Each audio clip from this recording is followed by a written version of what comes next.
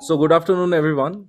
Thanks for joining the session at this time, 1 o'clock. I hope you all had a wonderful weekend lunch, and now you have joined us for this another thought-provoking session. We have some amazing panelists with us, so we are very excited to hear them. I'm also as excited as all of you are to hear Mr. Ashok Thakur, Mr. Manish Sabharwal, EKTA, and Tanaya what they have to say. As you know, this entire pandemic, and I hate to start the session like this, but that's what we have right now around us, uh, has impacted the school education sector really, really hard. I know there are many school principals and owners who are in the audience today. So you know the situation really well. But we all also know that the budget private schools over the last several years have added immense value to India's school education system, not just in terms of the enrollment share that they have, which has now gone to 50%, close to 50%, but also in terms of truly making education accessible to children from lower economic segments, from the rural parts of India, from smaller towns, and at the price that's affordable to an ordinary working citizen. So that's the immense value that they add and the huge cultural capital that they have created with their existence. But they have been also, unfortunately, the sort of most impacted segment during the pandemic for reasons that are known to all of us, I'm sure. So, not going into the details of those, but of course, around the schools operate on wafer thin budgets, and when there is no fees collection, the schools had a real, genuine challenge of survival. So, there are many stories we have heard. There are so many newspaper articles that are written about it, and we also do actually have panelists today who have directly sort of been involved in the school education segment, particularly the low cost education segment. So without wasting much time, I'm going to start with our first part of this session, which is going to be a panel discussion where each of the four panelists that we have here will share their thoughts on budget private schools, especially the issue of policy regulation, how should the policy respond to their existence and the value that they're adding, plus some specific challenges that exist with them. The access to finance issue, is the segment recognized, should be recognized as a separate subsegment. What are the ways to make finance available to the schools so that they thrive? So there are many, many questions, and we'll hear from all the experts that we have in the room. I'm going to first invite Mr. Manish Sabharwal to share his thoughts with all of us. As he goes online, I'm going to just make a very brief introduction to Manish. He has done immense amount of work both on this side of the policy and sharing important sort of being on important committees and panels, as well as working with different state as well as central government entities over the last several years. He has also talked a lot and in support of the private share in education and the role that private can play in education. So that's something that I have personally been a big fan of. I've had the opportunity to hear him a couple of times in the past. So I'm excited to hear him again today. Over to you, Manish. Most welcome. Thank you for agreeing to join us today. And we are really looking forward to hear your thoughts. Over to you, Manish. Thanks, Rohan. It's a pleasure to be here on an important sort of issue here.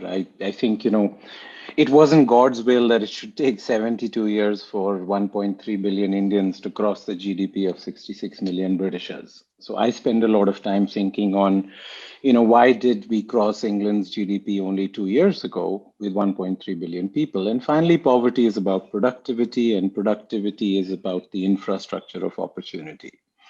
And as somebody at the exit gate of the education system, we've hired somebody every 5 minutes for the last 15 years, but we've only hired 5% of the kids who came to us for a job. I think a lot about employability and the fact that you can't teach people in 3 months or 3 years what they should have learned in 12 years. I think the new world of work, the new world of organizations, the new world of education, in a world where Google knows everything, knowing is useless. So we spent a large part of policy in the last sort of 20 years obsessing with class sizes, obsessing with teacher qualifications, obsessing with teacher salaries. And I think what we left out when we thought about, John Gardner was an education secretary in the 1960s. He wrote a wonderful book called Can We Be Equal and Excellent, which sort of summed up that tension in a democracy where you want everybody to be equal, but excellence can only happen with small numbers. And so I think, to my mind, the biggest missing piece in being equal and excellent was financing. We've obsessed about delivery, we've obsessed about curriculum, we've obsessed about assessments, but we've sort of, most education entrepreneurs don't think about who pays. Everybody's trying to topi pay now the other person, right? Government wants parents to pay, kids want parents to pay, somebody else wants loans, banks to pay. But I have learned, and I run a listed company now, is that entrepreneurship is the art of staying alive long enough to get lucky. It's okay to whine about how the world will not give you resources, but the only way you can stay long enough is to think about diversification before you need it. I think the only free ride in financial theory is diversification, and if 100% of your resources are going to come from your customers. Now, I agree, as a listed company, I know, and the pandemic reminded all of us that shareholders don't pay salaries, customers do. And if customers are forced on strike, I mean, we are rivers, we are not ponds. There's a view in government sometimes that, corporate India is HDFC, Tata, or Infosys, but actually that's not true. There are only 22,500 companies in India with a paid up capital of more than 10 crores. But we have 63 million enterprises.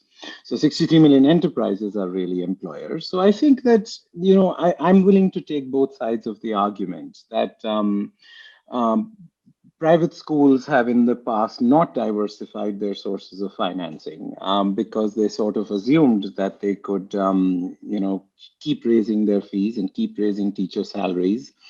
And I think I know too many schools now where teacher salaries are 70, 75% of costs, and teaching non-teaching staff ratios are not at the optimum 75-25. So I think that just plain good old financial control, it has, in high tide you lose that, and in low tide you're reminded about it. So I think that we have to think about these.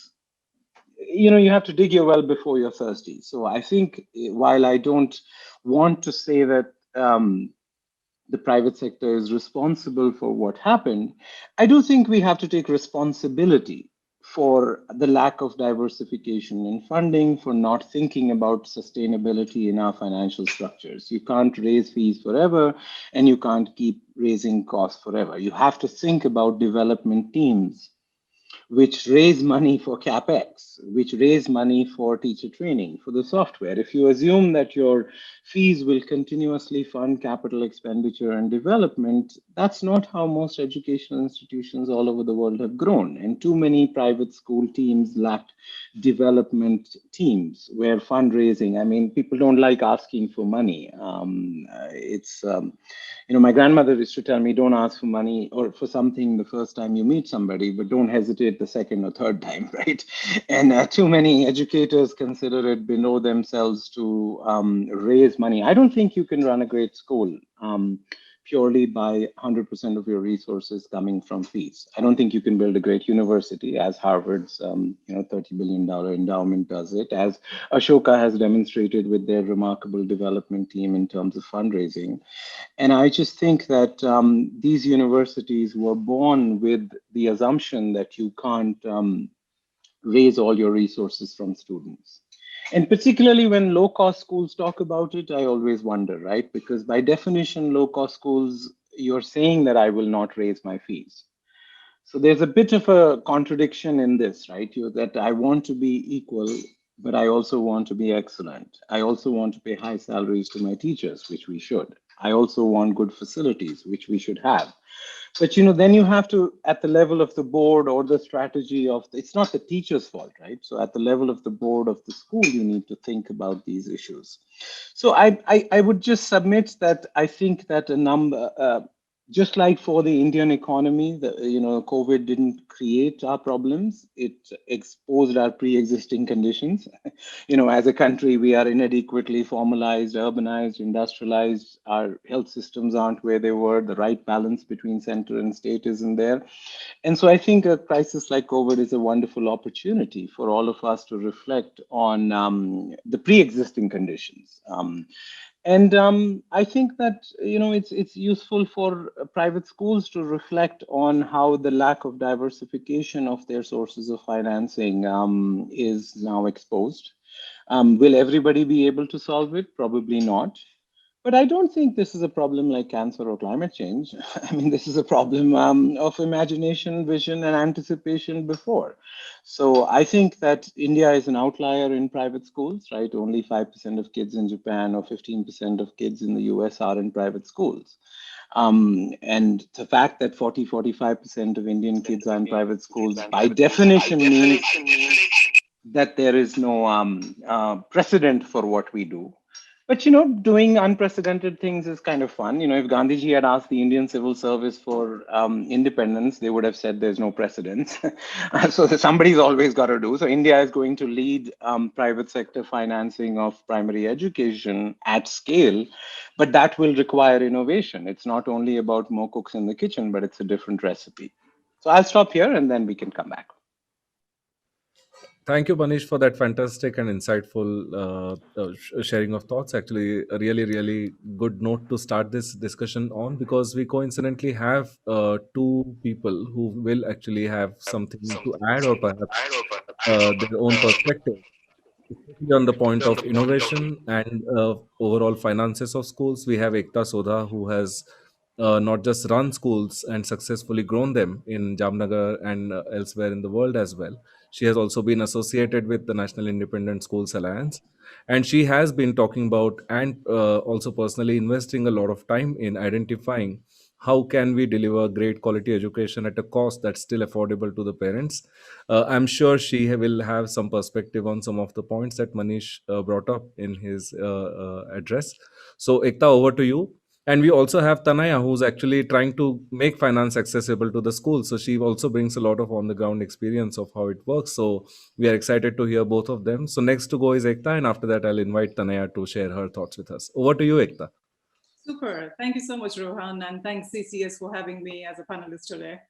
I think from what Manish said, great insights and a great sort of bird's eye summary of what India went through from that sort of perspective. So really appreciated the thoughts, Manish. But now to bring things to ground reality and really give you an account of an entrepreneur who went through a COVID journey of last few months and how we kind of survived. So let me just talk you through to how it hit us and why we are where we are today.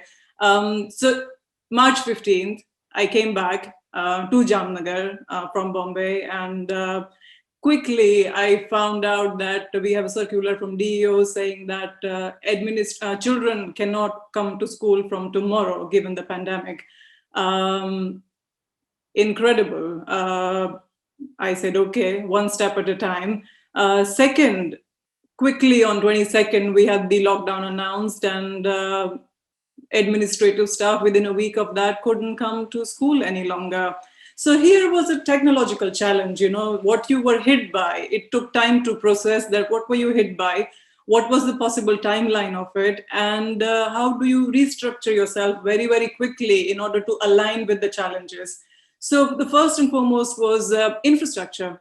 How do you upskill teachers to begin with? How do you upskill parents to be able to use technology at home? And how do you upskill children to be able to navigate themselves through online learning? So these were some of the challenges that just quickly hit us overnight. We had to just start doing very descriptive, handwritten notes to parents and teachers and students saying that this is how you get Zoom on your computer or on your phone. This is how you join a classroom. This is how you access the course materials and stuff like that. So a lot of upskilling in a very, very short time had to be done. So that was a real challenge, very painful.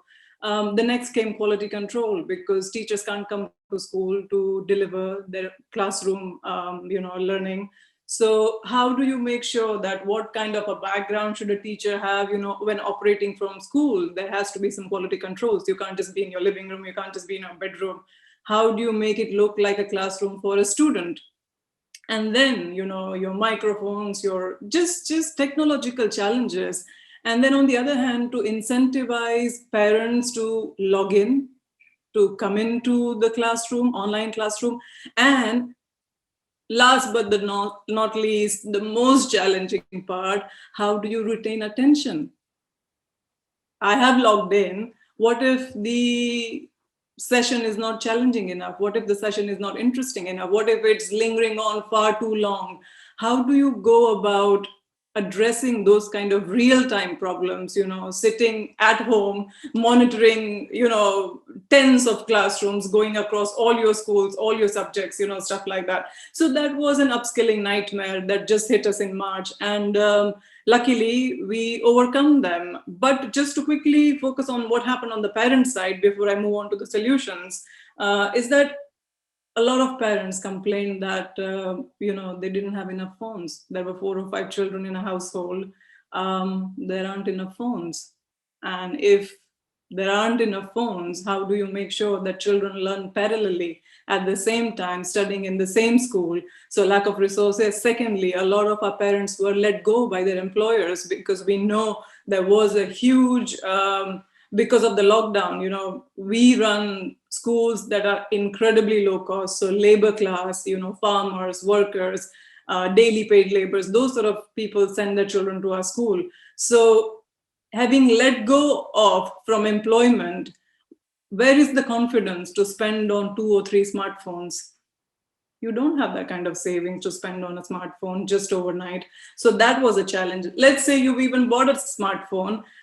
The cost of data is what parents were phoning us, that it's very expensive to buy data and keep running the classrooms, hour and hour every single day for 2-3 children at home. So imagine the infrastructural challenges that not only schools, but also the parents went through. Having moved on from all of that, the challenge, nightmare, we devised a very school-like environment where you had proper physical classroom looking like structures, where teachers came in wearing their uniforms, making it as normal for students to look at as they were as if in the school. Challenge again was to break down the class sessions to no more than 15 to 20 minutes, because we know that retention on a screen is very, very limited. So the classroom learning had to be brought down to very crisp, small teaching points, a small subject today, a small part of the subject, small part of the lesson, and just breaking it down into small chunks so that, retention wasn't really a problem.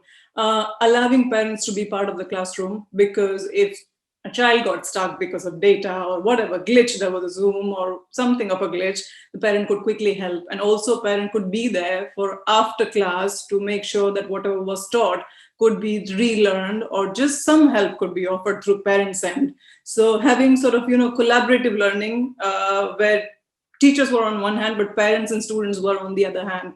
We quickly realized that having physical worksheets being sent over Google worksheets was very, very helpful. That improved retention, that improved attendance as well, because the minute you send a worksheet, student felt accountable, parents felt accountable, that, oh, we have to submit this, we have to do this. And in order to submit that, you actually have to learn in the classroom in that 15-20 minute slot in order to be able to exercise that worksheet. So that improved retention as well as attendance to a great scale. Then came sending rewards. What do you get for virtually coming to school? So then we started doing like DIY projects that parents and teachers could do together, parents and students could do together at home. We could do an online session where teacher is doing project on one hand and students are doing projects on the other hand. So make it as collaborative as possible. And then we started something called the eFriends conference, wherein a teacher would host a conference and all the friends just could come together and not talk about education or learning or classroom or school, but just what is it that they were going through, what was it that was happening around them, and a better understanding of COVID. Because imagine a small child, how would you comprehend the lockdown? us as adults, we've never seen something like this ever in our lives. So how do you comprehend from a 9-year-old's perspective? So those sort of e-conferences, e-friendly conferences were very, very helpful. So these were the sort of highlights that pedagogically really improved learning, also the outcomes to a great extent. But the challenge is, how do you measure? So measuring was a big part of it all as well. So these are all pedagogical things. Now moving on to finances, to keep the things crisp, taking early and quick decisions. That in March you didn't know how long this was going to last. Do you plan for 3 months? Do you plan for 6 months? Do you plan for 9 months? What is the time scale or the timeline that one has to keep in mind when planning your finances, when you know that the financial quarter has just started? In March, parents are supposed to pay fees. We're only 15 days within that, and now there is no scope of requesting parents to pay fees. There was no scope of that in that time. So painful decisions, really. Should you keep your staff? Should you let go? If you let go, what percent of staff should you let go? What percent should work from home? What percent of salary could you justify working from home on a very limited time period, 2-3 hours a day, or maximum 3.5 hours a day? So what kind of remuneration? So renegotiating that financial process is again very, very painful. Then policies of working from home. What is your new policy? So thinking overnight, what does a workplace look like when you're working from home? There are flaws. Then there are flaws that came to front. A lot of people who run low-cost private schools would probably understand what I'm going to talk about, is that, there are flaws with rental model, that if you run a school on a lease base, suddenly your finances dry up. What do? Do you decide to keep paying without knowing a timeline? Or do you just simply give up on your school, saying that this is too expensive to maintain, and we will see when the pandemic hit is over, we'll take a call on that. So for an entrepreneur to go through that sort of financial, painful rental model flaws coming to the fore, and questioning, what is the way forward once the pandemic is over? So these were some of the things, that really, really came to the fore. But what got us through? There's something, probably Manish would know, that there's something called building a fortress balance sheet. And that's something we've managed to do over the last decade, that we have no debt, we have zero debt, we are a zero debt company, we don't have any debt whatsoever. We haven't accepted investment so far, so all the financial decisions are centralized with one person. You can take the direction you like. So having that fortress balance sheet with ample savings got us through this time like piece of cake, not emotionally, not mentally, but financially, yes. There was enough savings to be able to pay our teachers, sitting at home, not receiving. Even 1/10 of the parents so far haven't paid their fees for the financial year of 2020, 2021. So imagine no trickling in of finances, but having to pay out fixed cost, as Manish rightly mentioned, 75%. Having to pay that month on month. So these are some of the financial things that, yes, there were lots of banks and NBFC that came and approached us for loan. But imagine, what could be more difficult than being in a time frame where you don't have access to a steady monthly income and taking a loan with very high interest rates, and then having to deal with that once the pandemic is over? So not only do you have a bottleneck of finances clogged up, but at the same time having to deal with high interest loans once that pandemic is over. And the government did not allow you to charge fees until October in Gujarat. So no fees, bank loans, fixed cost. So a lot of things that, not just on learning front, educational front, but an entrepreneur had to deal with.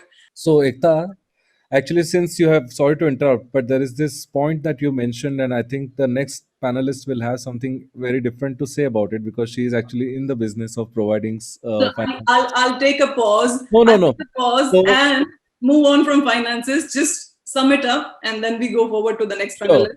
sure. Um, But in the meanwhile, I'm just going to request quickly to Swati that there are many, many school owners who are also part of the audience today. And I'm sure they also have faced some of these challenges, or they identify with them, what you and Manish have so nicely articulated. I'm going to request my colleague Swati to parallelly please run the survey. And those of you who are in the audience, it's wonderful to see so many of you here today, and many of you running schools or closely affiliated with the schools. I see Steve, who's one of the co-founders of Varthana, who's in the audience. So I'm sure there will be perspectives. So let's run this survey. Sorry to interrupt, Ekta. Please do sum it up, and then we'll get Tanaya to share the other side of school financing business and the stories from the field there. Going forward, what I really see now is that, one of the things that I'm sure a lot of school owners will agree or be aware of the challenge is that something called ghost children. Once the school reopens completely with all the standards, we just have partial school opening, which is class 10 and class 12 at the moment. Once the school goes back into full scale, a lot of children have not been attending. Yeah. Are they going to come back? A lot of my schools serve the migrant population, which work in Reliance and SR refining, petrochemical refineries, and they have migrated. So this migration has happened without keeping us informed. So we don't know when the school opens whether children are going to come back to school or not. So that is a huge problem with ghost children. Then school closures. A lot of my colleagues in the same network running low-cost private schools, they had to reduce because they did not have enough resources or infrastructure or understanding of online learning or how to impart online learning. They reduce themselves to just an administrative staff and somebody sitting at the reception, just two of them. These are real life stories. So when they reopen without any online learning having happened in 2020, what's going to happen? Are they going to come back to life, or is it going to lead to school closure? So these are the questions that, one sort of is faced with in the next few months.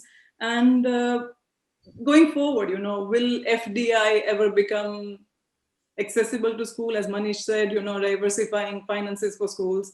I, as an entrepreneur, know how difficult and challenging it is to raise finances. Foreign direct investment, if you are a services company, only then it is feasible. Schools, black and white, are not allowed to make profit, so it's a gray area. And having grants, FCRA, I know my personal journey, how difficult it is to get an FCRA, to get a grant from overseas. We were at the receiving end twice for a very large sum of money to do some interesting projects, but FCRA got us just entangled in the process, and that could never come through. So yes, diversifying of finances is definitely something one must look at. And I don't know, maybe moving forward, this is a long run goal that if we could be part of MSME and become a taxable structure, would that ever be feasible? I don't know. But until then, these challenges lie ahead of us. So I'll sum it up there. Thank you so much, Ekta. Thank you so much for sharing your thoughts. And I completely understand the sort of difficulties. We have talked about it a couple of times before, that you as an entrepreneur have faced through this time. And as I think you also said, and Manish said, that some of these are challenges that have existed from before. Pandemic just made them stand, like sort of highlighted them. uh, Innovation, you definitely talked about it, and it's fantastic to see how innovative you have been and how you have continued giving that education access as well as quality access to your students despite them coming from all sorts of difficult backgrounds. As I was saying, the finance part that you talked about, not to sort of counter you or something, but Tanaya comes from the school finance entity Varthana, which has been into the school finance business for particularly low cost private schools for at least 8 years now, as far as I remember, or even a little more than that. And Tanaya heads an interesting portfolio there, which is actually a combination of school transformation and finance together. And Tanaya was mentioning that she recently did one interesting survey with the schools in terms of their fees collection, financial situation.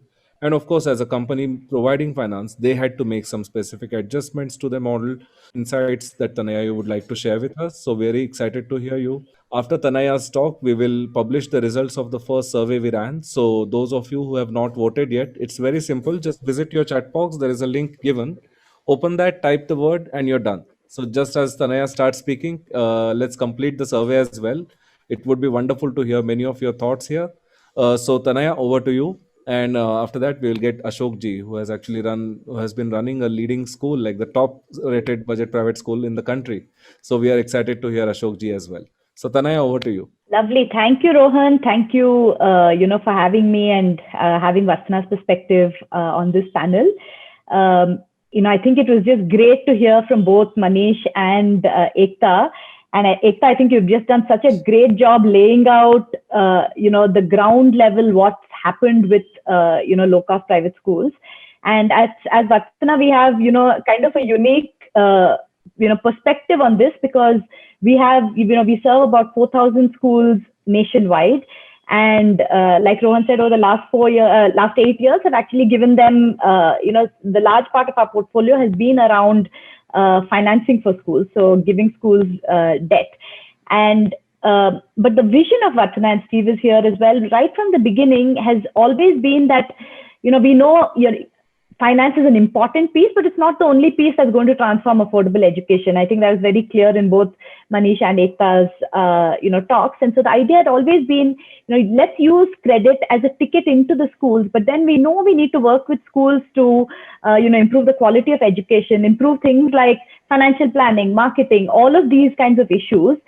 So really the Varthana perspective, and I think this is part of what has, kept us steady during this pandemic and very clear about our purpose, has been that, we look holistically at schools, and we know that we need to work with schools on all the aspects of schools. And so just providing a loan and walking away is not enough. Absolutely, as you said, Ekta, if you just provide a loan and leave, it leaves the school vulnerable in certain ways. So you actually need to be providing all of the other support with it.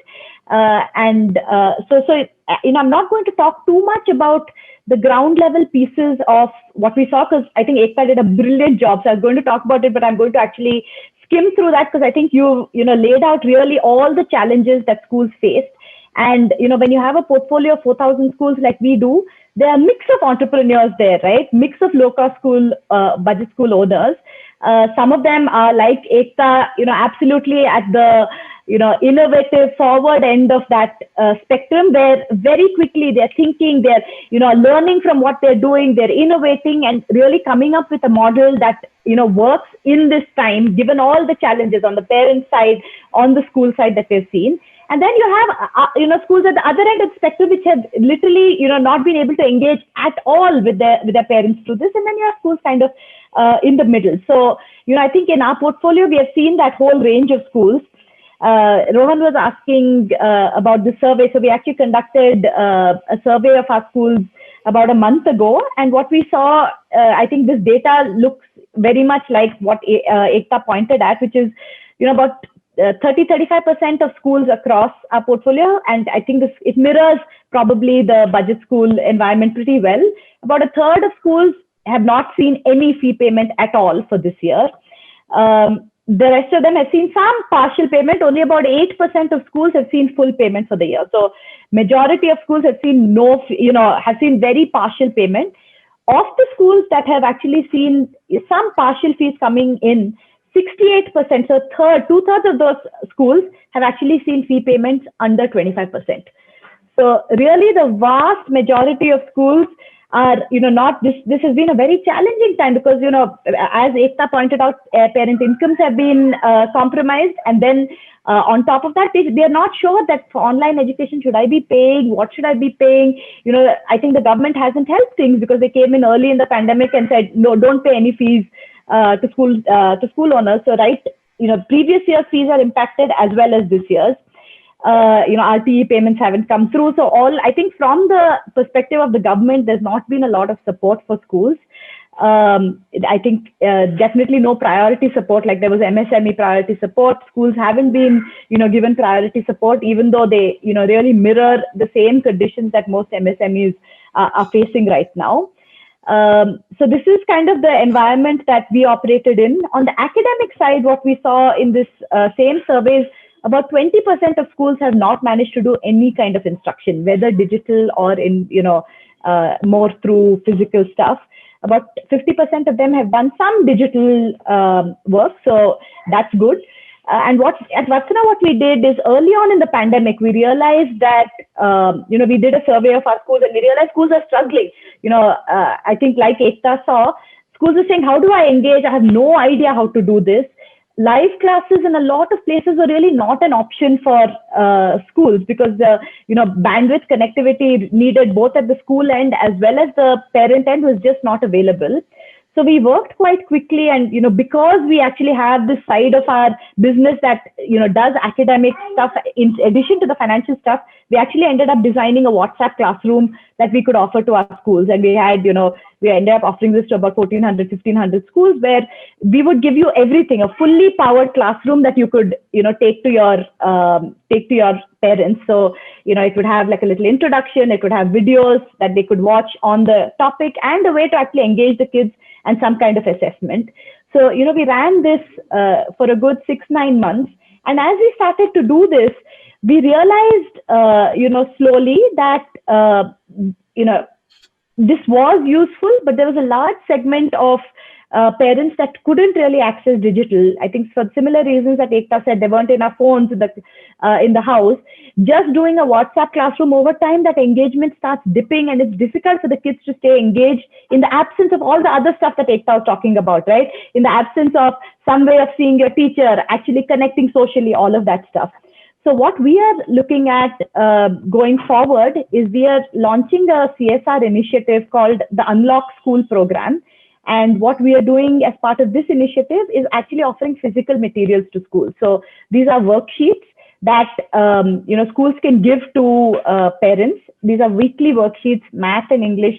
So really helping schools academically engage with parents, because we realize that the key piece here to have schools be able to have fee collection, to be able to get on a somewhat strong financial footing, is for them to academically engage with parents. And when to do that, now things are slowly opening up, having parents come, collect worksheets, go back, work on those worksheets, come back, have some kind of conversation with the teacher to start mimicking what's happening in the happens in a regular classroom. I think that's what we are looking at going forward. So to this group and more broadly, I think we are very happy to work with any school, whether it's part of the Varthana portfolio or outside on this Unlock School program. We would also be happy to collaborate with any funders or anyone who wants to be part of this process, because the CSR initiative we have offered all these things to the schools for free in this period, because we just don't feel it's possible to add another burden to schools. And on the financial services side, we have really done everything we can to offer moratoriums, extra working capital to schools to kind of tide them over, because I think we all know the fundamentals of the school finance business hasn't changed. The fundamentals of school finances haven't changed. But we are going through a very tough period. And if schools haven't done some of the things that, Ekta was talking about around building a fortress balance sheet, or Manish was talking about around diversification, they're in very, very difficult times right now. So, we are looking to help in every way we can. And I think Steve has also put in the chat box about, schools can now start registering on the Udyam portal. So please go ahead and, do that. We can help you with that as well. So I think let me stop there. And Rohan, if any questions or anything you want me to pick up on, please come back. We will certainly, Tanaya. Thank you so much. This was wonderful and very insightful as well.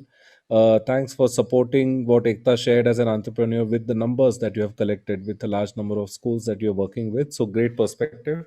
As I said, Ashok ji is our next speaker, and he's also been running one very innovative school in Delhi for the longest time now, and it's one of the most renowned schools. There are many, many research studies, and there are many interventions that have taken place in the low-cost private school segment. And for many of those innovations, Ashok Ji School is the starting point. That's where the flag gets sort of started, because he's so ready to adopt many innovations.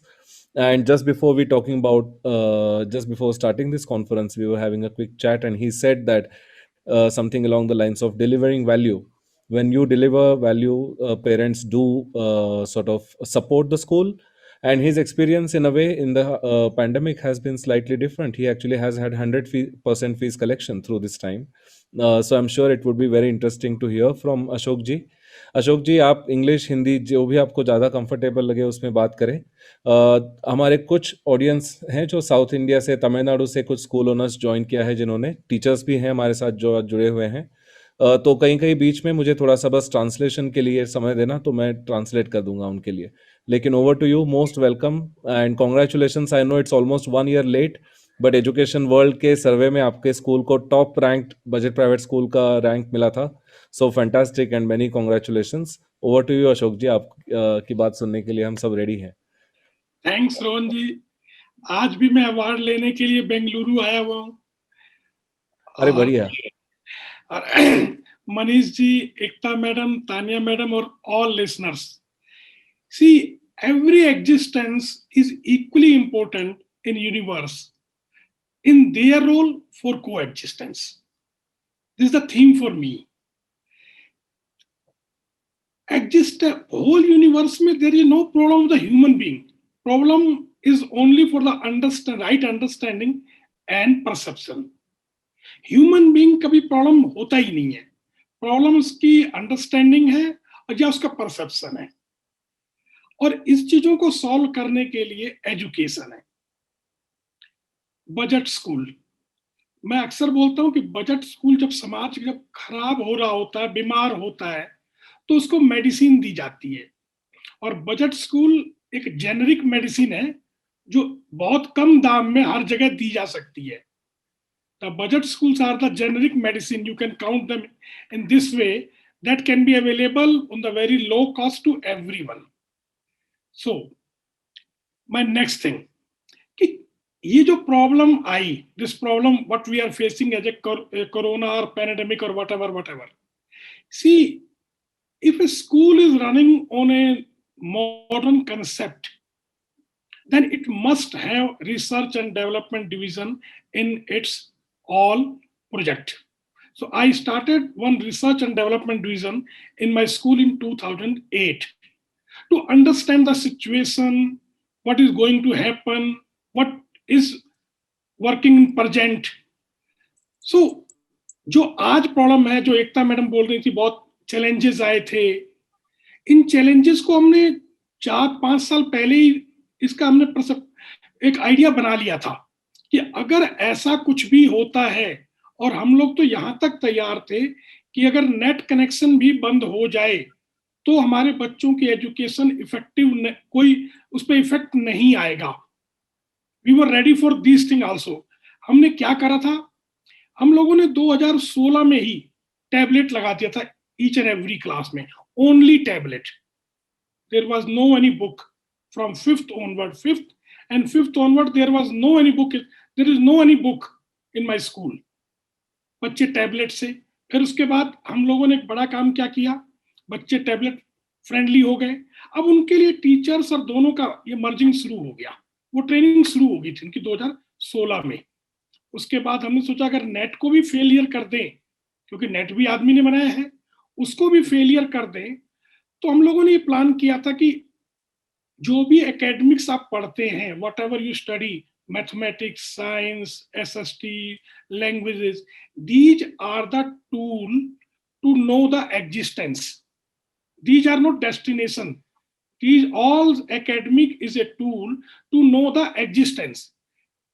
By knowing the existence, you can understand coexistence, and then you can relate yourself with sambandh, vyavastha, and coexistence. Whatever you are finding around you, all existence, you have the relation with them. You have the, there is an order in that process, and there is a coexistence. So all academics is for helping you to know the existence and all around you. Science is the niyam or the secret you can say, but there is no secret in the universe. Science क्या है, एक नियम है किसी चीज के होने का. साइंस क्या है, कार्य और कारण के बीच का संबंध है. दुनिया में कुछ भी होता है, उसके पीछे अगर एग्जिस्टेंस करती है, उसके पीछे कोई एक नियम है, कोई एक सिस्टम है, कोई एक, जिसको हम नियति और नियम बोलते हैं, दैट इज देयर. ये साइंस है. मैथमेटिक्स है SST आपके लिए सर्वाइव के लिए, how you will survive there, and language what you will speak. तो अगर नेट बंद भी हो जाता है तो हमारे लिए कोई प्रॉब्लम थी ही नहीं। ये तो अच्छा रहा कि नेट बंद नहीं किया, क्योंकि बाकी काम भी चलाने थे। अब मैं वापस आता हूं कि प्रॉब्लम क्या है। प्रॉब्लम हमारी स्ट्रेटजी के फेल होने की है कि हम लोग तैयार नहीं थे, अचानक कोरोना आया, हमारे टीचर, तो हम लोग रिसर्च एंड डेवलपमेंट करते किसके लिए हैं? School is a place where you can write the destiny of an individual with the country and the whole. अगर कंट्री या समाज की आपको डेस्टिनी लिखनी है, इसके लिए आपको पार्लियामेंट नहीं जाना है, स्कूल वो जगह थी। और स्कूल अगर अपनी डेस्टिनी को तय नहीं कर पा रहा था तो मुझे तो बड़ी घबराहट होती है कि स्कूल सच में सरवाइव कर रहा था, कहीं वो स्किल ट्रेनिंग सेंटर तो नहीं था। क्योंकि जनरली स्किल ट्रेनिंग सेंटर था कि मैंने आपको एकेडमिक्स याद करवा दिया, मैंने आपसे पेपर पूछ लिया। 300-400 साल से हम यही कर रहे थे। मैं तो बोलता हूं कि कोरोना ने मुझे वैलिडेट कर दिया कि जो भी मेरी थॉट प्रोसेस थी उसको कोरोना ने वैलिडेट कर दिया, you are thinking on the right way. I am very happy and thanks to the corona कि जिन्होंने कहा कि आपने जो डिजिटलाइज किया 5 साल पहले, वो हमने अब कर दिया जो बाकी लोग नहीं कर रहे थे। जहां पर मैं कहता हूं इक्विटी एंड एसेस के बात कर रहा हूं, मेरी तरफ से इक्विटी का मीनिंग ये है, हर बच्चे में एक पोटेंशियल है। तो वो इक्वेलिटी नहीं है, वो इक्विटी है अपॉर्चुनिटी की, कि हर बच्चे को उसके टैलेंट, उसके जेन्युइननेस के द्वारा उसको अपॉर्चुनिटी मिले और एक्सेस। मैंने अभी फाइनेंस का मैं पढ़ रहा था, बहुत सुंदर मनीष जी ने बोला और तानिया मैम ने भी बोला। असल में हुआ क्या कि समाज आगे होना चाहिए था, सरकार पीछे होनी चाहिए थी। अभी सरकार आगे है, समाज पीछे है। अगर समाज आगे होता और सरकार पीछे होती तो फिर घबराहट नहीं होती, फिर एक्सेसिबिलिटी और इक्विटी ये समाज तय करता। क्योंकि आपके देश में अंग्रेजों के आने से पहले जितने गांव नहीं थे उससे ज्यादा स्कूल थे, क्योंकि समाज लीड करता था। अभी क्या हो गया, कोई सेंट्रलाइज कर दिया, करना इसको डिसेंट्रलाइज चाहिए था, वो सेंट्रलाइज और सिस्टमाइज हो गया। वी कर्स द मैकाले कि मैकाले ने खराब किया। मैकाले इतना एजुकेटेड नहीं था, he was just a liar. वो इतना एजुकेटेड नहीं था। उसने व्हाट ही डिड, उसने what the Macaulay did, he systematically he desystemized the indigenous successful program, nothing else. Systematically एक इंडिजिनियस सक्सेसफुल प्रोग्राम को ही desystemize, nothing else. He brought all the control in the hand of the government. That's why we are crying. हमारा school finance गिर गया, finance गिरने के कारण सरकार ने हेल्प नहीं करी। सरकार को हेल्प करना चाहिए था, क्योंकि किसी भी देश और राष्ट्र, there are two things, one देश which is in the boundary, one राष्ट्र which run by the सभ्यता। तो किसी भी देश और राष्ट्र को चलाने के लिए जो 3 नीतियां होती हैं, धर्म नीति, धर्म मतलब कर्म है, धर्म नीति, राज्य नीति और अर्थ नीति। इन तीनों का पर्पज ऑफ दिस ऑल 3, धर्म नीति मतलब कर्म नीति का ये है कि रिसोर्सेज पैदा करे, उन रिसोर्सेज के लिए प्लेटफॉर्म पैदा करे। This is the job of the धर्म नीति। अर्थ नीति उसको फंड करे, उसको ग्रो करने के लिए स्पेस करे। और राज्य नीति ये है हर राज्य की, वो राजनीति नहीं है, राज्य नीति है। वो राज्य नीति ये है कि मुझे प्रोटेक्शन दे, ताकि अगर कोई भी बजट स्कूल या कोई भी स्कूल, बजट स्कूल ही नहीं, कोई भी स्कूल गिरे उसको प्रोटेक्शन दे, उसके पीछे बैकअप के रूप में खड़े रहे कि आप चिंता मत करो, जो जो आपकी नीड थी उसको पूरा करने के लिए मैं आगे आऊंगा। अगर ये राजनीति होती तो पैंडेमिक कोई प्रॉब्लम नहीं होती, ये छुट्टी होती, ये सेल्फ खुद से मिलने का एक दौर होता। अब असल में जब मैंने अपने स्कूल में काम किया, मैं एक स्कूल चलाता हूँ, एक्सपेरिमेंटल स्कूल, जिसको इनोवेटिव स्कूल बोला जाता है, कि क्या क्या पॉसिबल हो सकता है।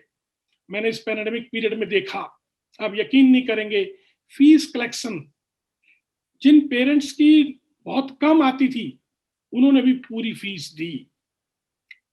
मैं हैरान था कि बहुत से पेरेंट्स ने पूरे साल की फीस दी और मैंने कोई फीस कम नहीं करी, मैंने कोई जो साल का स्टार्टिंग चार्ज था बिल्कुल कम नहीं किया। मैं खुद हैरान हूं, खर्चा मेरा कम हो गया, इनकम मेरी बढ़ गई। मैंने एक बार सोचा इसको मैं भेजूं। मैंने कहा स्कूल के लोग नाराज हो जाएंगे कि हम तो तंग हैं और ये प्रॉफिट भेज रहे हैं, क्योंकि मेरा खर्चा कम हो गया। एक्चुअल में ए से एप्पल में कोई खर्च तो था ही नहीं।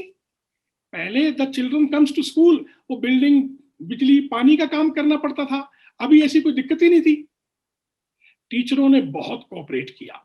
सच बताऊं, अगर if you run a school on the values, there are two type of the things are there. One the values, value education, second value of education, there are two things runs together. जब आप इन दोनों पे school run करते हैं, then what happens, एक भी समाज में अगर जानवर भी है जो मीट खाता हो, जो नॉनवेज करता हो, उसको भी अगर आप प्यार करते हैं तो वो काटता नहीं है, कम से कम आपको स्पेयर करके रखता है। और यहाँ तो हमारे पास पेरेंट्स, वो पेरेंट्स हैं जिनके बच्चे हमारे लिए बहुत कीमती हैं। उनको लगता है कि समाज में कोई तो है जो उनके लिए क्वालिटी टाइम दे रहा है। आप सोचिए, एक माँ, एक पिता, एक माँ के ऊपर देखिए, वो अपने बच्चे को केयर करने के लिए, ध्यान रखने के लिए, she don't believe on her husband, she don't believe on mother in law, father in law, anybody, she believes on school. वो स्कूल को देके आती है, you please take care of this my child. और आप, हम मतलब कभी कभी फिजिकल पनिश भी कर देते हैं, तो भी वो कहती कोई बात नहीं, आपके अच्छे के लिए कर रहे हैं। तो इतना इंपॉर्टेंट चीज, और ये पैंडेमिक तक टेस्ट था, it was nothing, it was just a test कि how your relation was with the parents and society. मैं, डियर फ्रेंड्स, मैं सच कह रहा हूं कि अब time has come, you turn yourself, your school and everything on the value education and value of education. If you turn your school on this, really what I did and I proved it, कि लोग आपको छोड़ेंगे नहीं। हिंदुस्तान में तो करीब 8.5 लाख भिखारी हैं, यहाँ लोग भिखारी को नहीं मरने देते, आप करने वाले को लोग कैसे मरने देंगे? Tell me. यहाँ पर 20 लाख साधु हैं, 8 लाख भिखारी हैं, जब ये दुनिया उनको नहीं मरने देती, भारत की दुनिया, तो आपको क्यों मरने देती है? बस फर्क ये है कि आप क्या वैल्यूज उनको प्रोड्यूस करते हैं, उनके बच्चों को कितना केयर करते हैं, इट्स डिपेंड ऑन दैट। तो मैं यही कहता हूं कि इक्विटी वाला मामला हर बच्चे के टैलेंट के हिसाब से बनाया जाए। So when we ran that survey, I was just looking at the results, and finance to school still came up as the main challenge. Manish, I wanted to just kind of reconnect with you on this a little bit. You have a deep expertise and understanding of the finance and how the finance to these entities can work. But you have also been on the government side and understood or tried to also see how can the policies respond to some of the challenges that were shared. So I would like to hear both the perspectives from you, if that's possible. A little bit around what's the role that you see for policymakers? Are there any specific issues that you have sort of seen as policymakers? How to respond to these schools with all the different criticism that comes across along the lines of infrastructure and quality of teachers, etc. Yet, is there something that the government can do to make finance available and support to the schools, particularly recognizing the fact that they are serving value, and then also, of course, looking at it from the market and finance point of view? If you have a perspective, we would love to hear that. Over to you, Manish.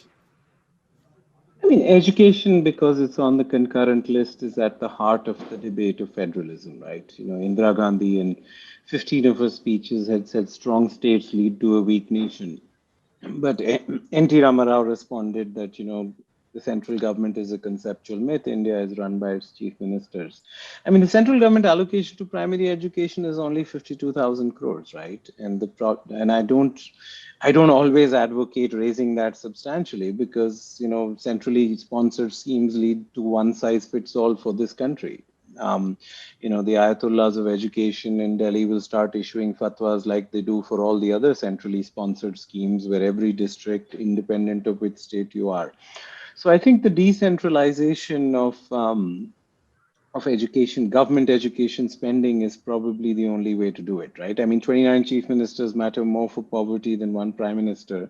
That's probably true for education. 200 mayors matter more for education than 29 chief ministers. We don't have education. So I think the meta project for India in the next decade should be sort of financial decentralization, which comes with sort of states. I think in the last 10 years, we've got money from Delhi to state capitals, but state capitals are not willing to give it onwards, right? They're not giving it to cities, they're not giving it onwards. And, finally, decentralization and where the rubber meets the road is only when you will enable innovation, because if one size fits all, and then it doesn't work. So I think that rather than harp on central government allocation to primary education only being 52,000 crores, we need to figure out how to get more money in the hands of state capitals and from state capitals in the hands of districts, and then figure out how to do that. But that's a broader sort of reform on urban governance. I think from a pure capital market perspective, first of all, if people want to fight that battle about for-profit education, I don't particularly have a view either way. I don't think we should talk about government schools or private schools. We should talk about good schools and bad schools, right? The minute you start talking about ownership, and we must have ownership neutral regulation, right? If RTE is a good idea, then it should apply to everybody, right? It should not single out private schools for infrastructure requirements and stuff like that. So my sense is there is a market failure in the financing of private schools. But that probably exists all over the world. It's obviously amplified in poorer countries like India than richer countries. But it is a unique experiment we are running. It's not clear to me that, the German Minister of Vocational Training has had a bet with me that the private sector can't solve the vocational training problem. Because employers are not willing to pay for training or candidates, they're willing to pay for trained candidates. Candidates are not willing to pay for training, they're willing to pay for a job. Banks or microfinance aren't willing to lend to kids unless a job is guaranteed, and training companies are unable to fill up their classrooms. So, and Gary Becker got his Nobel Prize for his work on you can't manufacture your own employees, right? Employers can't do that. So I think that anyway, anyone operating in this space has taken on an ambitious against the tide sort of bet that the private sector will be able to solve this social problem. But for that, you have to be willing for handling a crisis, right? I mean, you have to survive in order to succeed. It's a fundamental of life. I mean, there's no point in talking about succeeding if you don't survive. And that's why I am an entrepreneur. There's one of my favorite poets is Ramdhari Singh Dinkar. He says, Shama Shobhati us bhujang ko jiske paas garal ho, right? Only snakes who have venom or power can show benevolence or could show abundance or could show generosity.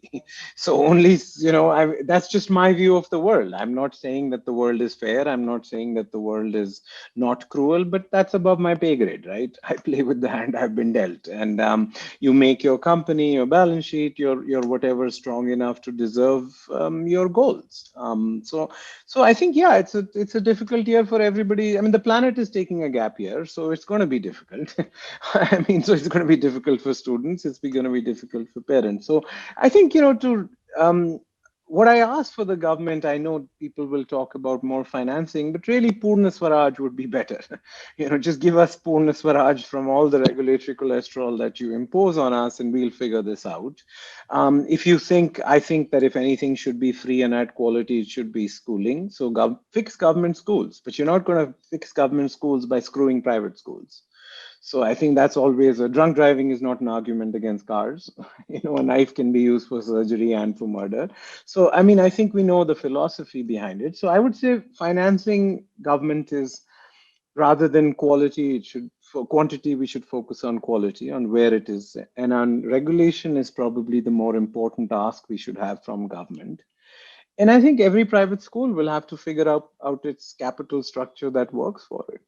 I think that to have 100% of your financing come from students maybe a business plan. It's not a business plan I would adopt in any of my ventures. You know, equity, debt, customers, all three stakeholders help us finance what we do. So I don't think that there's a magic bullet out there on where a social sector stock exchange or a development financial institution set up. I'm on the RBI board and I see the banking system. I mean, education loans are one of the highest NPAs we have.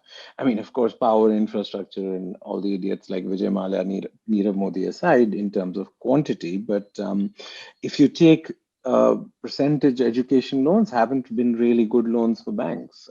So I think that also is something that we, whenever anybody pushes us to, increase the number or liberalize banks to go crazy with education loans, we'll have to figure out how education loans will work. Otherwise, as what's happened, engineering colleges are now all banned from taking loans from most financial institutions, right? So I think the same thing of the notion that education loans are a good business, at least for most nationalized banks, hasn't been worked out. And maybe you say, well, nationalized banks don't know how to lend. That's a different story. But I think that from an RBI perspective, we are under a lot of pressure to sort of open up education loans or encourage education loans, include it in priority sector, include it in this or include it in that. And I'm not sure the system is ready for that because the track record is sort of not clear. But I'll stop here. Thank you so much for this, Manish. There is Steve Hardgrave from Varthana, who's in fact the co-founder of Varthana, who's in the audience. Steve had made an interesting comment about schools being allowed to register as SMEs. So, without putting you on the spot, Steve, if it's possible, we would love to hear in a couple of minutes from you right now or in another sort of 5-10 minutes when you're ready a little bit about this new development, because that's one of the ideas that a lot of us have been talking about, and Ekta mentioned it in her talk, and it has a close connection with what all of the speakers have talking about, the issue of school finance. So we would love to hear that from you, Steve, if that's possible. And Ashok ji, we had to interrupt you, आपको interrupt करना पड़ा क्योंकि हमने ये बंद किया था, लेकिन जैसे ही सवाल चलते रहेंगे हम आपकी बात भी आगे सुनते रहेंगे. सो माफ़ी चाहता हूँ, लेकिन आपने फिर से ज्वाइन किया इसलिए थैंक यू. और हम कंटिन्यू करेंगे अगले सवाल के इसमें मैं आपसे फिर से बात करूंगा. अभी मनीष जी ने जो कहा उससे जोड़ते हुए I want to just now go back to Tanaya little bit and hear a little bit about over the next couple of years, what do you see sort of the future of financing to schools? Because one was this year and the immediate need, but I'm very sure that the impact is going to be lasting, since you mentioned that just so many 30% schools have not collected even 1 rupee of fee through this year. I'm sure they're not going to recover immediately this year. The problems will continue in the subsequent year as well. So we would love to hear what sort of, as a future, what direction you see sort of school finance going, A. And in the long term, how do you sort of, when you operate in this space as a school financing entity, are there any policy barriers you see? And are there any suggestions that you have made to the government before or you would like to make? Also, not forgetting that when pandemic is on one side, but we are also all talking in the context of new education policy, which is passed now and it's in practice. So we are in the implementation stage of it now. So would love to hear a couple of thoughts on this as well. And Steve, if you have heard me, can I just see a quick thumbs up from you so that we can get you on to speak for a couple of minutes later? Okay, over to you, Tanaya. Sure, and I think Steve and I can kind of answer this question probably together. So I'll just, come in on a few points, especially on, what schools need to do to stay strong as they kind of move forward. And then, I think Steve will have a lot to say on the policy stuff and, MSME and all of that. So that I'll leave to you, Steve. So I think on the, when I look forward, I really agree with Ashok ji on one point, that is, I think the pandemic has kind of laid bare what was already there before, and schools that were prepared and kind of ahead of the game are going to actually come out stronger. And then schools that are, have just not thought about the future and were kind of living, moment to moment, I think are really going to struggle. one of the things I think, that's always been interesting to me is when you look at academic quality and when you look at learning levels of kids in private schools, they really, as an average, if you look at ASER or whatever, it hasn't been very different in private schools from government schools or, definitely the kinds of private schools that we look at.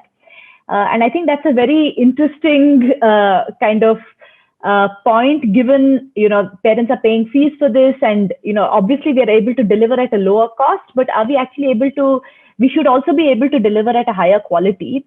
So I think one of the opportunities really coming out of this pandemic is for schools to really recognize that you have to look at the kid level, and that's the opportunity right now, right? You don't have a classroom with 50 kids or 40 kids sitting there. It's really one kid at home in a classroom. So if schools can start thinking about, okay, what is the learning level of that child, and we know from all the data that if you're in a certain classroom, there are probably 4 or 5 learning levels. So if you're in grade 5, there's kids who are actually at grade 1 level, 2, 3, 4 and 5, right, sitting in that classroom. And so I think if private schools can start making that mindset shift to, there's not just one level of kids sitting in that classroom, and I have to kind of address kids at different learning levels and look to kind of get them up learning levels, I think that's a huge win. So coming out of the pandemic, what I'm hoping is, and this is how all of the things that we have designed as well focus on, is to say, okay, let's understand where this particular kid is at. And so therefore, all the kids in this class, where are they sitting at in terms of learning levels? And how do I actually customize my education to get kids up to the grade level and not assume that everyone's going to be at the grade level? So, I think this is a problem that was already there, and it's going to be much stronger coming out, because now kids have been out of class for a year. So God knows where a kid who was at grade 3 level is actually going to come back at. Are they going to come back at grade 1 level? Are they going to come back at pre-primary level? Have they lost that habit of actually, the work ethic of doing something every day? What does all of that look like? So I think what's going to make the difference going forward is how schools are going to readjust and, academically focus on kids. And I think if we go back to just doing business as usual, so schools start and syllabus, we just start covering syllabus, it's a huge loss, and we're going to really see these effects, in the board exam results for probably a decade or more. So I think the opportunities when kids come in, where do you address them? How do you actually, figure out what the learning levels are? Can we look at some kind of assessment and then design for kids at each of these levels? So that was the main point I wanted to make. Let me turn over to Steve, on some of these issues, both around MSME, but the broader policy issues, Steve. So please. Yeah, thank you, Tanaya. I'll just touch maybe quickly, because there's so much good stuff on this panel. I don't want to overcrowd it.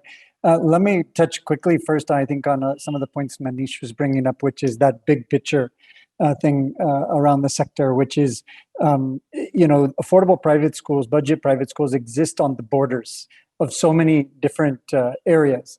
And my experience in life is that all kinds of funny business occurs in border areas. And so if you look at it from a nonprofit trust point of view, it's on the margins there. You technically are a trust, and it seems like budget schools get all the negatives of being a trust and really none of the benefits. If you heard EKTA talk about, really channelizing philanthropic support for budget schools, you just don't see that happening on any kind of systemic, reliable way. Even within India, most large NGOs or philanthropic initiatives that are focused on education focus on government schools and not APS. On the other hand, they're not treated as true businesses either, and it's like they get all the negatives of being a pseudo business.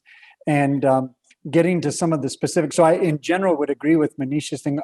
Our view is the sector doesn't need a ton of special treatment and support. It needs less special treatment and support. Treat it as one of these things full-heartedly and let it operate in the sector. If you look freely in the free market, if you look at affordable private schools and schooling in general has been incredibly resilient over the macroeconomic ups and downs and demonetization and GST implementation. It's weathered that much better than other sectors has. It's just not pandemic proof. And so we're seeing stress right now. A few words on some of the technical aspects of this SME thing, which will start to get very technical pretty quick, but I'll just briefly mention. Most of that, I think, occurs probably one level up from a financer perspective as I lend to schools. there is priority sector lending, which finds its way to getting lower interest rates and what have you. And so to the extent that this segment can be considered as priority sector lending, it's helpful in easing some of those flows through. That has been like a seesaw. Some years it does, some years it doesn't. And under certain criteria, it's now being considered, especially with this Udyam registration under SME. So that is, one kind of apparent advantage. I don't know what other advantages the government is going to be rolling out in regard to SME status, but at least at this point, they've now formally agreed that schools can register and can be considered as such. So whatever benefits do start flowing to SMEs as a sector, they would move forward or flow through to, be eligible. One other area that just quickly comes to mind that we've seen as a roadblock is when you look at lenders that are taking anything as collateral or security, and usually for a school owner, their best security is the school property. That's a very big sticking point from a lot of lenders, that they will not take the school property as collateral. And again, that is done with very noble intentions that we don't want schools to be closed down if someone can't pay their loan and what have you. And so there's a lot of policy that says if it's social infrastructure, you cannot take it. But that means that a lot of people just will refuse to lend and flow capital. And, in our case, we take school property, but we never have closed a school, nor will we ever, close a school. There's a lot of ways to resolve things without going to that extreme. So those are a few kind of technical points that I think, as Manish kind of said, they kind of clogged things along the way. And as a nonprofit, you can't take equity capital. And so that changes, limits some of the flavors of capital. And I think most of us would agree that education has a pretty long-term arc to play out. And so sometimes some good equity that has that long-term perspective over debt, which is plays along a more shallow risk spectrum and timing spectrum, it would be more helpful. But you're stuck with donations. And then, as I mentioned, donations really don't make it other than, the local level, your friends and family in most budget private schools. I'll just close by saying I actually am not too negative on the future of the segment. I think the biggest challenge, it felt like no one felt the challenges of the health issues, and it's gone into more shock than any other sector. But if it follows the trends of before, well, the rest of as the health issue goes away and vaccine gets out there, I think the rest of India is going to struggle with an economic recovery that it was already limping into the pandemic with. And I think schools will bounce back. And I know EKTA shared some examples of people that have migrated or maybe have moved to government schools. If government schools have gotten so much more fantastic through this that everyone abandons private schools, I would be thrilled, even though it destroys my business. I'm not too worried about it. I think people will come back, and people will come back with a hunger and appreciation for education, since it's been kind of locked up for them for a good part of the year. And so I think the real challenges are going to be the academic ones. And if you've ever taught, if you've been in a classroom, one of your biggest challenges is the range of educational levels in a single classroom. And with this year of break and different people getting different maintenance throughout the break, I think that's going to be off the charts difficult. So I think the challenges will be academic, not existential, and business-wise. So we're pretty bullish. I'll just add by saying that if you think the schools have it hard, we've tried to be helpful in the context, but I tell you what, no one who supports us and lends to us or regulates us is giving us any sympathy at all. So there's no relief. There's no moratorium for us, though we gave moratorium to 75% of our clients and what have you. So so this regulatory thing, it flows up, if you will, and flows down and then right back up to those that want to support. Sorry for taking so long. No, thank you, Steve. I think this was fantastic and it was great to see that comment from you. SMEs, Ashok ji, मैं आपसे भी सुनना चाहूँगा बाद में, not just as a founder of Muni International School, but आप जैसे और भी हजारों schools जो हैं उनके representative होते हुए कि SMEs का status अगर schools को मिलता है तो क्या सही में उससे benefit होगा या quality में improvement सही में हो सकता है या नहीं. But in between, I want to just hear from EKTA 2 points of view, of course. One is responding to some of the points that have come across. And as a school entrepreneur, what do you see as the future for the next couple of years in immediate impact and some of the points that were just mentioned? And the other one, of course, you have also been interacting with the policymakers, not just within India, but globally. And do you see any change in sort of the paradigm around budget private schools and the perception in the policy circles, not just within India, but also your experience outside? We would love to hear a little bit of that. So if you could share your thoughts in the next 3 to 4 minutes, it would be fantastic. And उसके बाद में अशोक जी फिर आपसे सुनना चाहेंगे जो Steve sir ने अभी थोड़ी कुछ बात बताई एसएमईज रजिस्टर करने के बारे में, या फिर स्कूलों को फाइनेंस का एक एक्सेस होने के बारे में, अगले 2 साल में इसका किस तरीके से फायदा हो सकता है, या लंबे समय के लिए भी किस तरीके से फायदा हो सकता है, ये सुनना चाहेंगे. ठीक है. Ekta, over to you. Yep, super. Lovely listening to Steve, and just really coming from that financial perspective, which I think is at the core perhaps of running a business.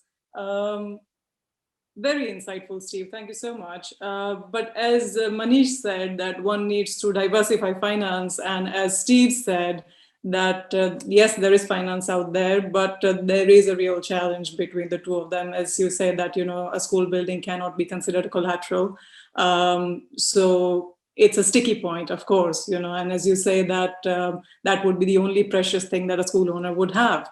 Banks probably wouldn't look at schools as a black and white thing, so it's a gray area. So financing there is also a challenge, or if you do manage to get some, it's very, very high interest rates to sort of thin them over a number of years to get it at a certain break-even point. So lots of challenges around finances. So perhaps CCS could have another wonderful session like today, just helping school entrepreneurs like myself, to understand finance and raising capital better.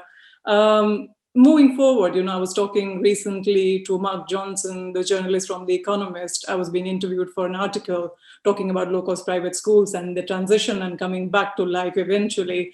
And I was saying that we were the last sector perhaps to open, perhaps the sector that received least sympathy, because during the pandemic, emotionally, parents and schools came legally in court, regarding not paying fees, wanting fees, So it just became quite an ugly fight, the ugly face of pandemic for education that we became a witness to.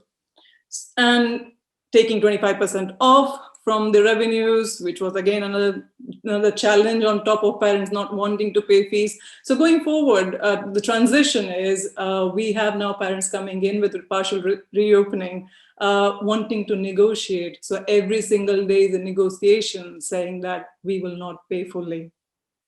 Because let's be honest, parents are saying, how much does it costs to impart online learning? So they are sort of raising questions which are open to negotiation, every single day. So that transition on that front is again, is going to be, it's going to be challenging.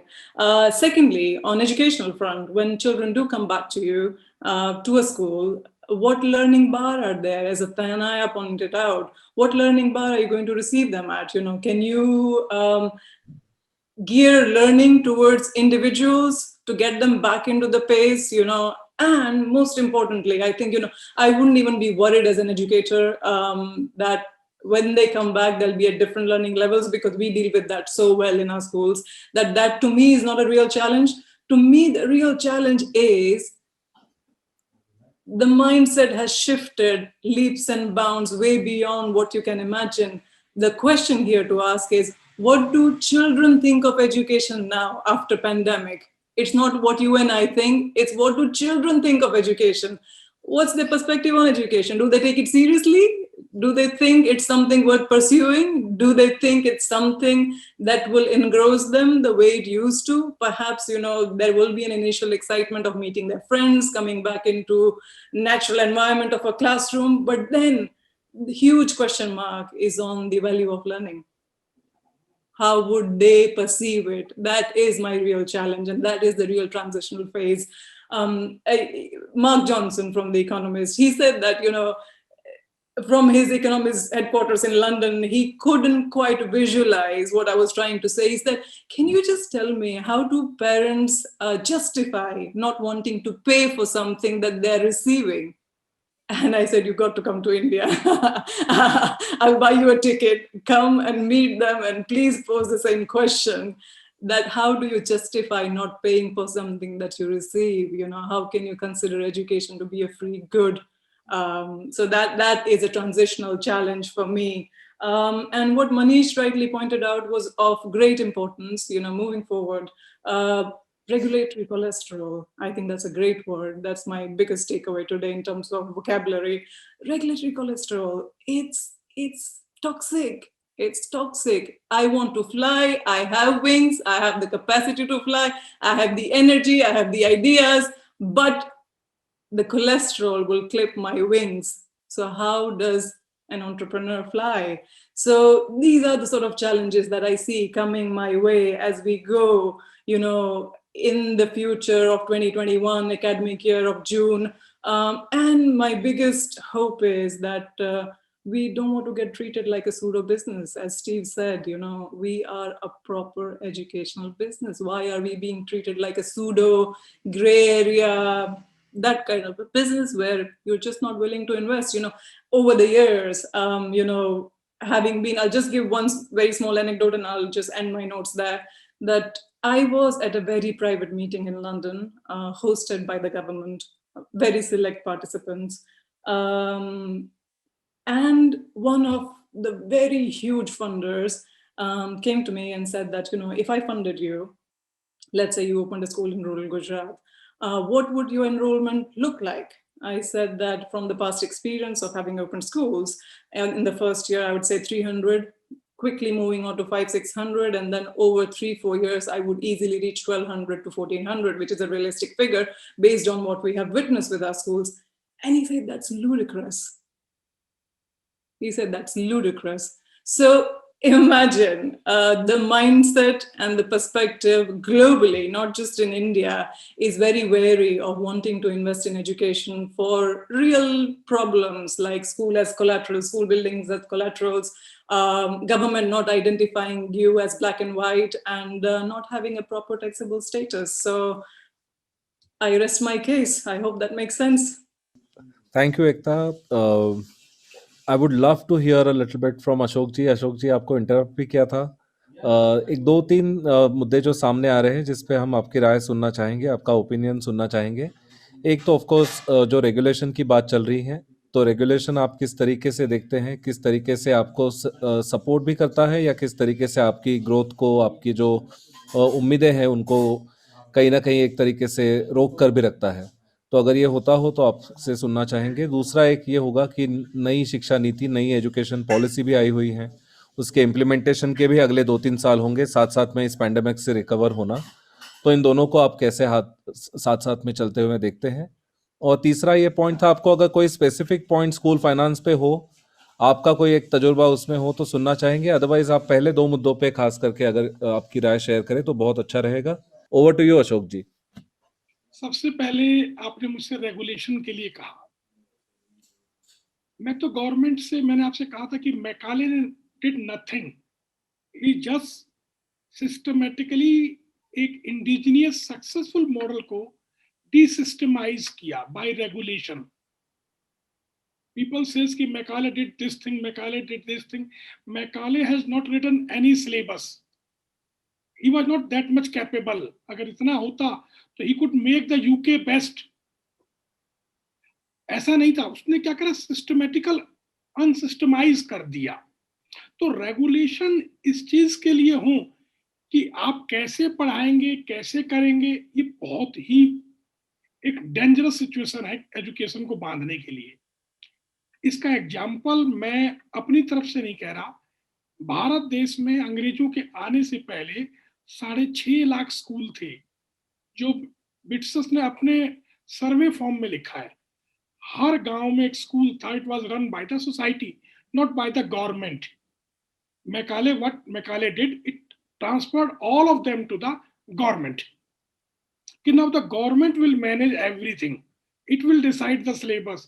It will decide the learning outcome. It will decide everything.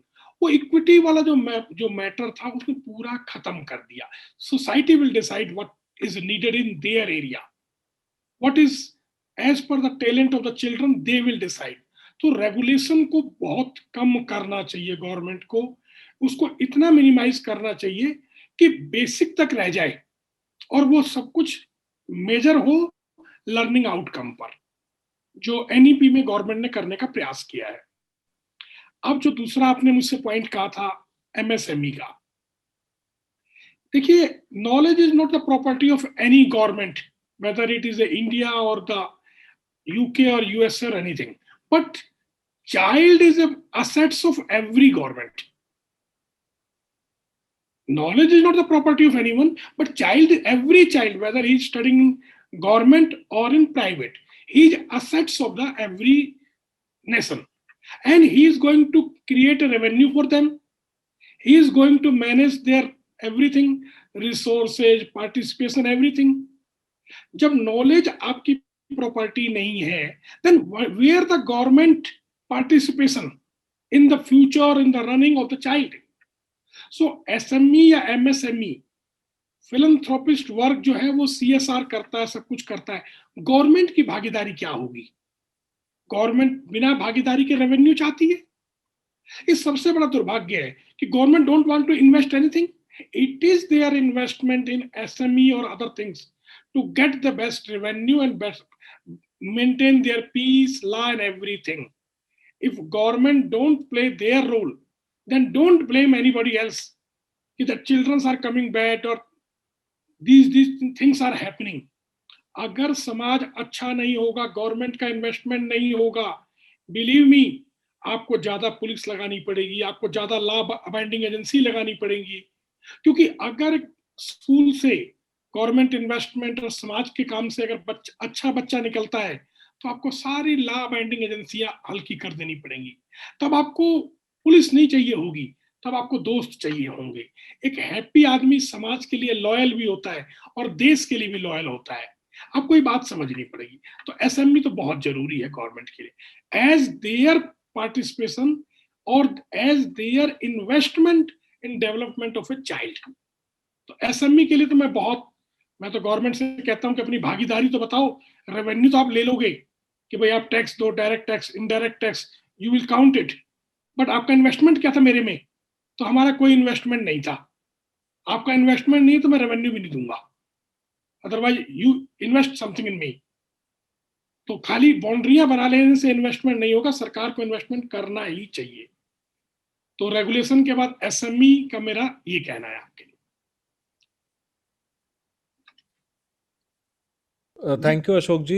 मुझे एक थोड़ा सा concluding thoughts भी आपसे लेने हैं और आप ही से शुरुआत करते हैं कंक्लूडिंग थॉट्स के में। तो आपकी होप्स क्या है अगले 2 साल के लिए? हमने चैलेंजेस तो सुने और चैलेंजेस हम देख भी रहे हैं।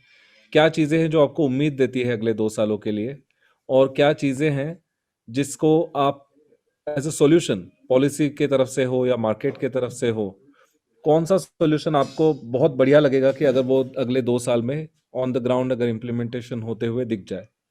तो पहला सवाल है कि कौन सी चीजें हैं जिससे आपको उम्मीदें फिर से आपकी जागृत होती है, आपको उम्मीदें दिखती है अगले 2 सालों के लिए, और कौन सी चीजें हैं जिसका अमल हुआ आपको देखने में अच्छा रहेगा, चाहे वो एनईपी का हो, चाहे ये पैंडेमिक सपोर्ट का हो, चाहे ये मार्केट के फाइनेंस का हो या एसएमई का हो?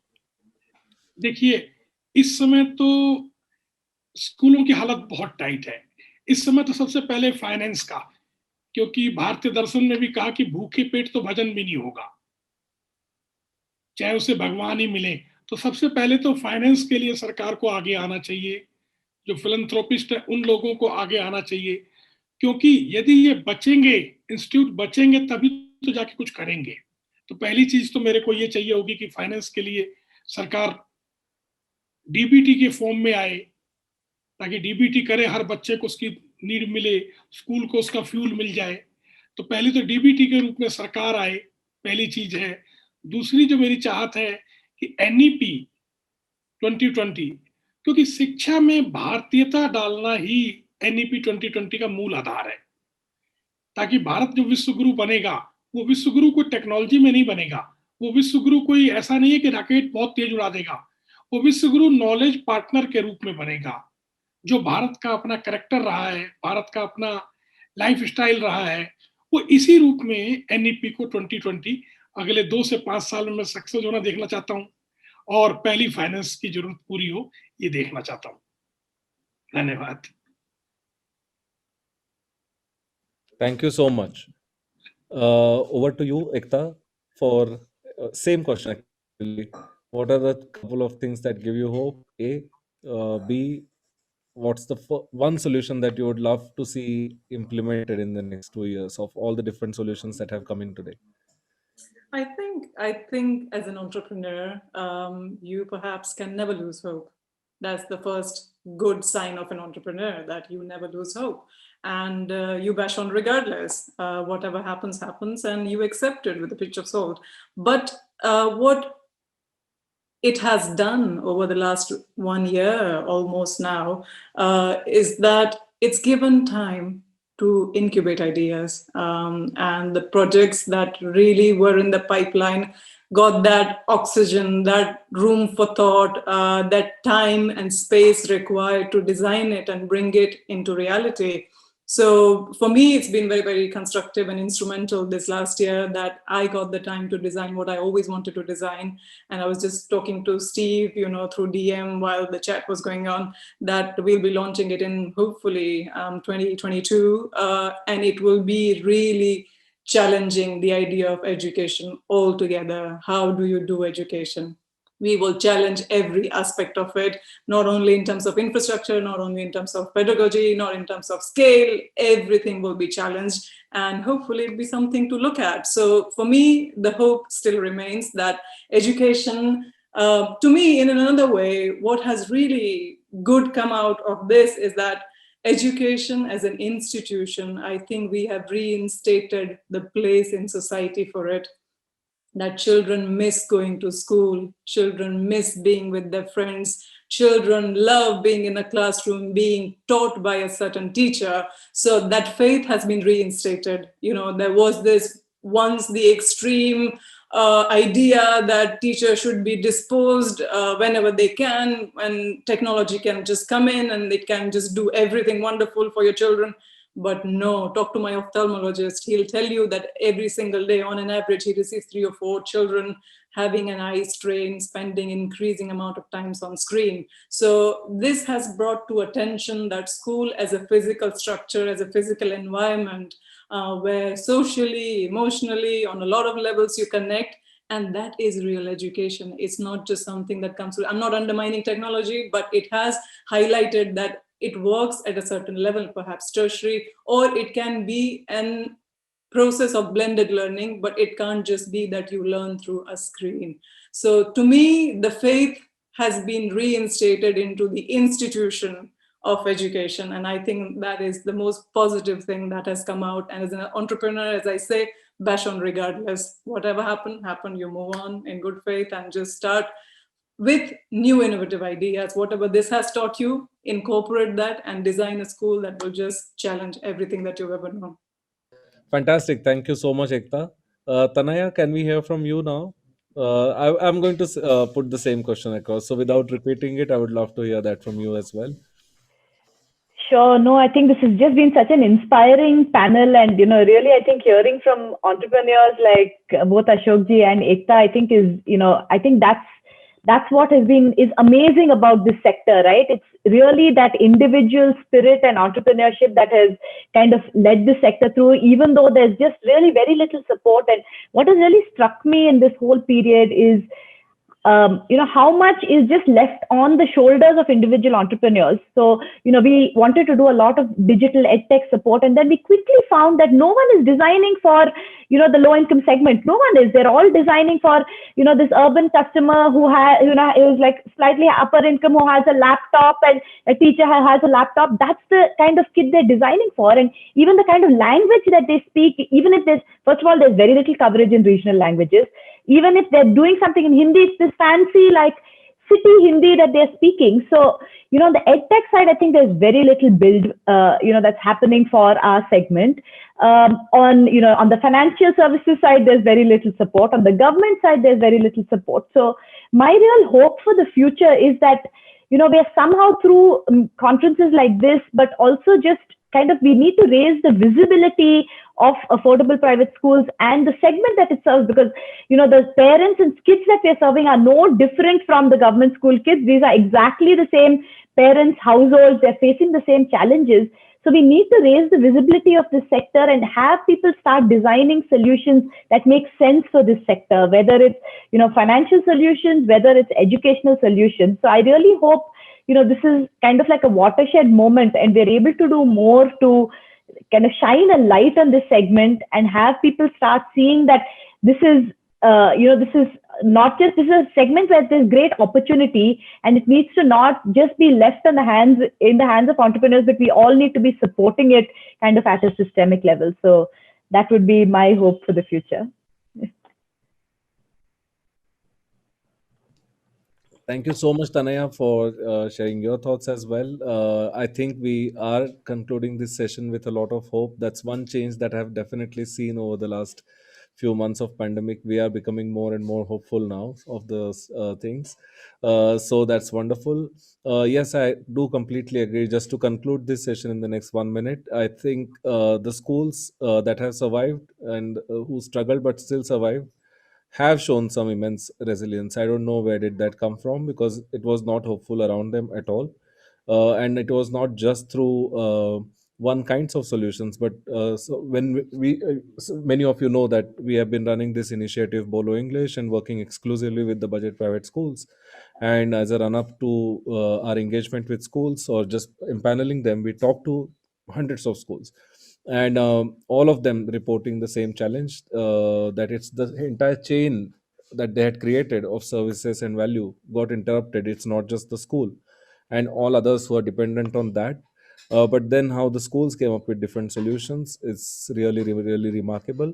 Now, I was not aware of this entire SME registration, and that's something as CCS we are very keen on this idea. We do see a lot of value. There are lots of people from NISA who are here. Thomas is here from NISA. I'm sure they will also be listening to this with sort of carefully.